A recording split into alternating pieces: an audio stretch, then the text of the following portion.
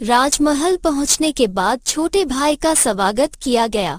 उसके बाद छोटा भाई अपने राजा बने भाई से बोला, भाई, मैं आपसे कुछ पूछना और कुछ कहना चाहता हूँ। बड़ा भाई बोला, हाँ अवश्य, बोलो भाई, तुम क्या कहना चाहते हो?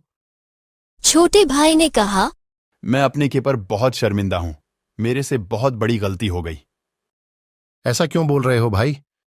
गलती तो हुई है भाई मुझसे, और वह भी ऐसी गलती जो माफ नहीं की जा सकती। मैं बहुत स्वार्थी हो गया था भाई, और आपको मरने के लिए जंगल में छोड़ आया।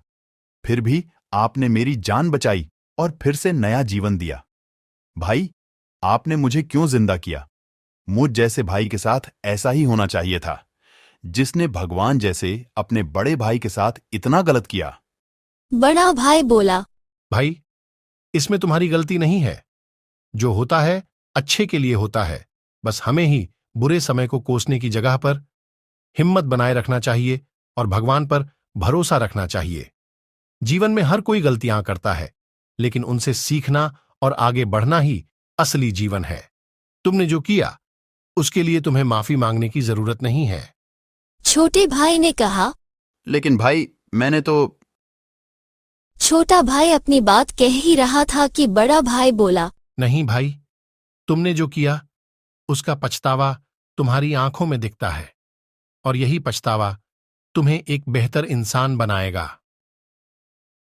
राजा ने दया भाव से कहा, भाई, तुमने जो किया वह तो अतीत में रह गया। मैंने तुम्हें क्षमा कर दिया है और अब हमें आगे बढ़ना है। छोटा भाई आश्चर्यचकित होकर बोला, परंतु भाई, मैंने तो आपके खिलाफ इतनी बड़ी साजिश रची थी। आपको मेरी इस गलती का बदला लेना चाहिए। राजा मुस्कुराते हुए बोले, बदला लेने से क्या हासिल होगा? तुम मेरे छोटे भाई हो और मेरा धर्म है कि मैं तुम्हें सही राह दिखाऊं। चलो, हम दोनों मिलकर इस राज्य को और भी समृद्ध बनाएं। छोटे भाई की आंखों में आंसू आ गए। आप वास्तव में महान हैं भाई। मैं आपके प्रति अपनी निष्ठा सिद्ध करूंगा और आपके साथ मिलकर राज्य की सेवा करूंगा। फिर बड़ा भाई बात बदलते हुए बोला, तुम्हें पता है, मैं आजकल हमारे बचपन के दिनों के बारे में बहुत सोच रहा हूं। अच्छा, क्या बात है उनमें? मुझे याद है कैसे तुम मेरे लिए खड़े हो जाते थे। भले ही मैं बड़ा था, तुम हमेशा वहां होते थे, एक छोटे संरक्षक की तरह। भाई, आप बचपन से ही देख नहीं सकते थे, तो हमें और भी ज्यादा फिक्र रहती थी आपकी। फिर किसी ना किसी को तो ध्यान रखना ही था कि आप ज्यादा मुसीबत में न पड़ो। मैं जानता हूं, और मैं तुम्हें पर्याप्त धन्यवाद नहीं दे सकता। भाई के लिए यही तो करना होता है ना? मैं भले ही छोटा था, लेकिन मैं हमेशा तुम्हें देखता था। तुम्हारी देखभाल करना मेरा फर्ज था। बड़ा भाई बोला, मुझे पता है कि तुमने उन दिनों में मेरी कितनी देखभाल की थी। वह मेरे लिए बहुत मायने रखता था और अब भी रखता है। और मैं वह सब फिर से करूंगा, तुम्हें पता है ना? बड़ा भाई बोला, मुझे पता है, और मैं उम्मीद करता हूं कि मैंने भी तुम्हारे लिए वैसा ही भाई बनने की कोशिश की है जैसा तुम मेरे लिए बने हो।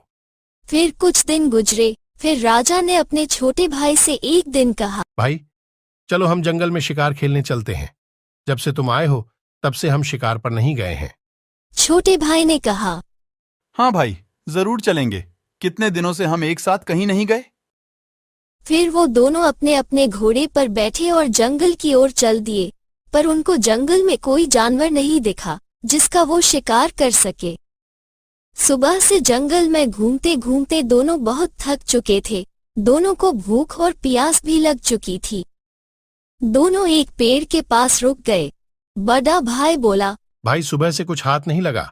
अब शाम होने वाली है, तुम जरा आसपास देखो, कहीं पानी मिल जाए तो। छोटा भाई बोला, ठीक है भाई, आप यहीं प्रतीक्षा करें। मैं जल्द ही पानी लेकर आता हूं। छोटा भाई अभी गया ही था कि अचानक राजा को एक हिरण दिखाई दिया। राजा अपने भाई को बिना बताए उस हिरण के पीछे भागा। राजा उसका पीछा करते करते जंगल में बहुत आगे निकल गया। उसके हाथ वो हिरण तो नहीं लगा, पर राजा ने जब पीछे मुड़ के देखा तो सोचने लगा कि उसका भाई जो पानी लेने गया था वह तो कहीं पीछे दूर ही रह गया। उधर छोटा भाई जब पानी लेकर वापस पहुंचा तो देखता है कि उसका भाई तो वहां है ही नहीं। उसे बिना बताए कहाँ चला गया। छोटा भाई काफी समय तक राजा की प्रतीक्षा करता रहा। जब राजा नहीं लौटा तो वह राज्य की ओर चल पड़ा।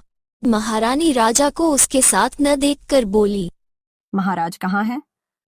छोटा भाई बोला, महारानी जी, हमें सुबह से शाम हो गई पर कोई शिकार हाथ ना आया। महाराज ने मुझे पानी लाने के लिए भेजा था और जब वापस मैं पानी लेकर आया तो देखा कि राजा वहां थे ही नहीं। हो ना हो वह किसी का पीछा करते हुए जंगल की गहराई में ना चले गए हों, जो अब तक लौटे नहीं हैं। मुझे चिंता हो रही है। महारानी बोली, चिंता न करो, वह साहसी और चतुर हैं। जंगल उनके लिए एक खुली किताब की तरह है, वह जल्द ही लौट आएंगे।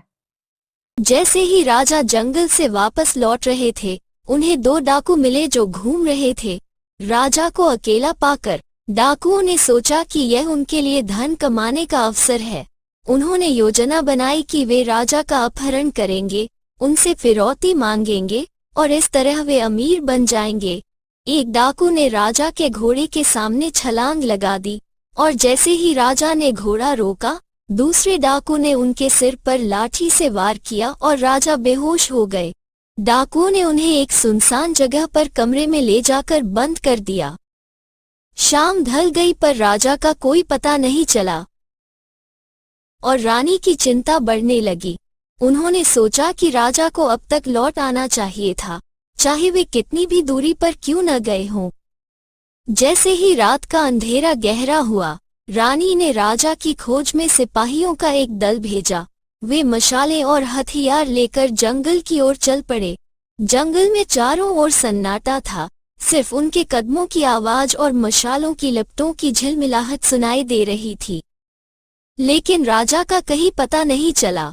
रानी का संदेह राजा के छोटे भाई पर गहरा गया और कुछ समय बाद उन्होंने उसे अपराधी मानते हुए अपमानित करके महल से निकाल दिया। छोटा भाई, जो अपनी गलती को समझ नहीं पाया, चुपचाप वहां से चला गया। उसने दृढ़ संकल्प किया कि वह अपने भाई को ढूंढकर लाएगा और साबित करेगा कि वह बदल चुका है और वह उतना ही अच्छा इंसान है जितना कि उसका भाई, न कि वैसा जैसा रानी समझती है। छोटा भाई अपने राजा भाई की खोज में निकल पड़ा। वह जंगलों, पहाड़ों और नदियों को पार करता गया, लेकिन राजा का कोई सुराग नहीं मिला। लुटेरों ने धीरे धीरे राजा की संपत्ति को बाजार में बेचना आरंभ कर दिया। उनके घर के निकट एक वृद्ध व्यक्ति रहते थे। डाकुओं को अचानक मिले धन से वे बेहद उत्साहित थे और विलासिता की हर वस्तु को अपने घर में लाना चाहते थे। वृद्ध व्यक्ति केवल ये सोचते रह गए कि इतनी सारी दौलत उनके पास कहाँ से आ रही है। छोटा भाई अपने भाई की खोज में वहां पहुंचा। वृद्ध ने बताया कि उन्होंने राजा को तो नहीं देखा, लेकिन छोटे भाई ने पूछा, लेकिन क्या? वृद्ध ने कहा, बेटा, पिछले कुछ दिनों से यहाँ के 2 निवासी बहुत धन खर्च कर रहे हैं। वे ऐसा कोई काम नहीं करते जिससे इतनी जल्दी धन कमाया जा सके, पर यह धन वे कहाँ से ला रहे हैं ये मुझे नहीं पता। छोटे भाई ने उन लुटेरों का पीछा करने का निश्चय किया। वह रात के अंधेरे में उनके घर के बाहर छिप गया और उनकी हरकतों पर नजर रखने लगा। उसने देखा कि लुटेरे अपने घर में आए दिन नए सामान ला रहे थे और उनके घर में अक्सर महंगी दावतें होती थीं। एक दिन छोटे भाई ने उनमें से एक को बाजार में एक दुकानदार से बात करते सुना। लुटेरा उसे एक चमकदार मुकुट बेच रहा था, जो बिल्कुल राजा के मुकुट जैसा दिखता था। छोटे भाई को तुरंत समझ आ गया कि यह वही मुकुट है जो राजा का था। उसने तुरंत राजमहल में जाकर इस बात की सूचना दी। राजमहल में उसकी बात पर किसी ने यकीन नहीं किया, तो छोटे भाई ने अपने भाई को बचाने के लिए खुद ही कदम उठाने का फैसला किया। वह जानता था कि उसके पास समय कम है और उसे अपने भाई को ढूंढने के लिए हर संभव प्रयास करना होगा। उसने अपने घोड़े को तैयार किया और लुटेरों का पीछा करते करते वह एक दिन उस सुनसान कमरे के पास पहुंचा, और जब लुटेरे वहां से चले गए तब उसने एक पत्थर की मदद से दरवाजे पर लगा ताला तोड़ा तो देखा कि उसका भाई वहां बेहोश पड़ा है। वो लुटेरों के आने से पहले अपने भाई को घोड़े पे साथ ले गया। छोटे भाई की बुद्धिमत्ता और साहस ने उसे अपने भाई को बचाने की राह दिखाई। उसने बिना लड़ाई के ही अपने भाई को सुरक्षित राजमहल पहुंचाया और अपने ऊपर लगे आरोपों को गलत साबित किया। उसकी इस कार्रवाई ने न केवल उसके भाई की जान बचाई, बल्कि उसने अपने चरित्र की पवित्रता भी सिद्ध की और रानी ने उसे अपने शक के लिए माफी मांगी। राजा के होश में आने पर राजमहल में एक नई ऊर्जा का संचार हुआ। उन्होंने अपने छोटे भाई की बहादुरी की कहानी सुनी और उसे गले लगाकर उसका आभार व्यक्त किया। राजा ने तुरंत अपने सिपाहियों को लुटेरों को पकड़ने का आदेश दिया। सिपाहियों ने छोटे भाई द्वारा दिए गए पते पर छापा मारा और लुटेरों को पकड़ लिया और जेल में डाल दिया। दोनों भाई फिर से एक हो गए। राजा ने छोटे भाई से कहा, मुझे तुम पर गर्व है। मुझे खुशी है कि तुमने अपनी बहादुरी से मेरी जान बचाई।